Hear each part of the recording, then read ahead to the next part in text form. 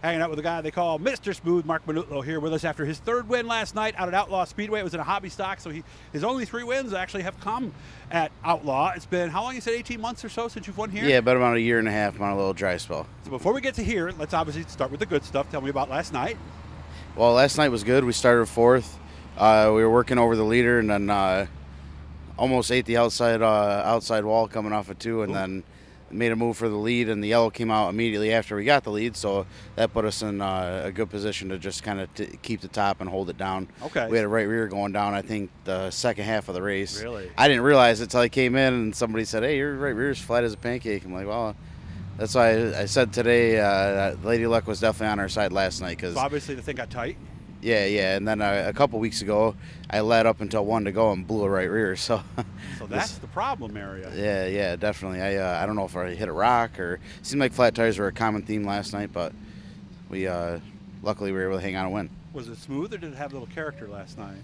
It always has a little character, you know. There's always a few rough spots going in, but the track actually wasn't terrible. I mean, it definitely the rock issue is definitely present, but it's one of those things. He's doing his best. He's working on it, and it was still a good race. And I mean, I feel like the hobby stocks that pass are really this year have been putting on an amazing show. I like the shows you're putting on here too. Yeah, absolutely. And as I'm looking at the right rear here in your street stock, you have a bead lock on that, but you do not on a hobby stock, correct? Actually, mine, yes, I got. You can run bead locks on that. On the right rear, yes, you can. Yep. You can. Okay, and I'm going to move the camera here while he's talking, because I guess I would assume, and that would be a legitimate assumption, that without bead locks you might get more flat tires on a. Yeah, you know, it's hard to say because I did have one on the right rear last night, and same thing. I still blew the tires, so I'm not sure exactly how to explain it. I just think it's a track condition in a sense. I don't know. Yeah, see the extra ring there on the right rear, and I'm going to go to the right front here, and you will notice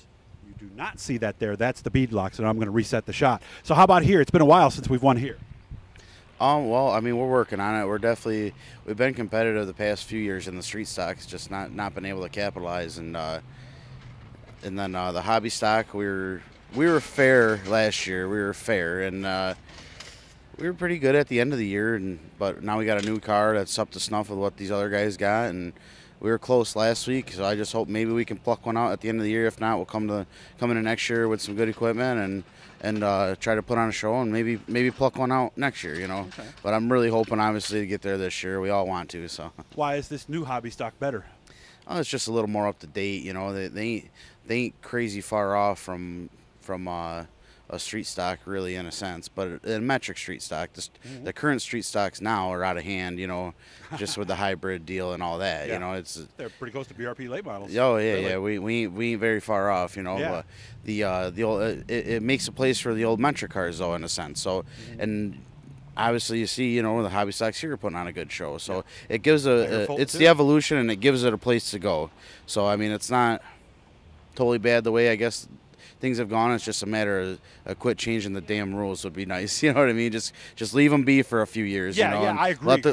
Let the class grow. You know, like when the class first came back, we were down here. Now we're up here in a matter of 2 years. You know, it's true. It's just the things they allow and let certain guys get away with, and it just went, you know, further and further. But it is what it is, you know, and hopefully moving forward now we can continue to build the class. I think we had 12 last week here, and they started out with 6, 7, whatever it was at the beginning of the year, and hopefully we just continue to build, because we've advocated for this street stock class since my dad raced, you know, in '96.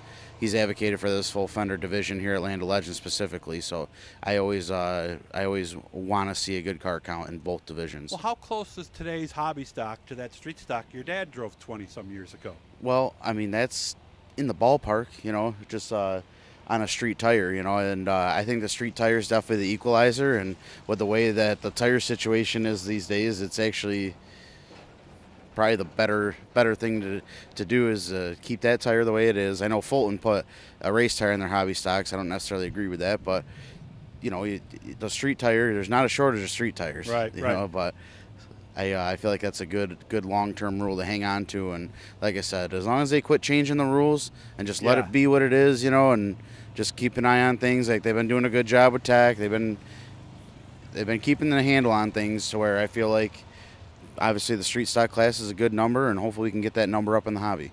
Very Very good. And of course, there's a long debate on race tires versus street tires. Obviously, street tires, the cost is there, but they're not as durable. Then if you get race tires, you got to groove them and sipe them and cut them. So there really is no easy answer, is there? Well, I feel like as far as our class, the street tires a definite way to go, because you can run a whole season on those because they're a harder compound, you know. Oh, okay. And a little more. They are durable as far as, you know, you make contact, you might take a little chunk out of it, but you know, you're not putting a chunk in a sidewall that's this thin. It's more like this, you know, and you can save it or tube it. Whereas the street, you know, a race tire, you don't necessarily want to do that stuff. So okay, all right. Well, congratulations again, and maybe I'll see you down there tonight. Yeah, I want to give a plug to some of my sponsors sure. here Ahead, for man. sure.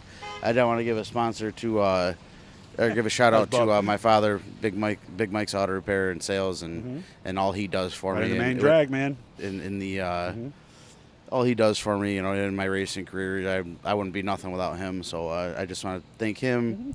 Eldridge & Son Scrap, they house this car here. It's their chassis, and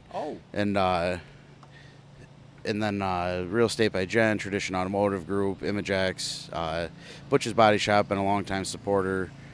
Scott French Home Improvements, Lloyd Contracting, you know, and there's a lot of other people. MCS Farms and Feed, they jumped on this year. I just wanted to try to get a plug into most of them while I can remember off the top of my head here. Good luck. Which is it going to happen here, do you think? The street stock or the hobby stock? My guess would be the hobby stock. Would be more likely for you to win in. I feel like I'm closer with that, so hopefully. All right. I'll see you later on, okay? Thank you. Good job. Thank you.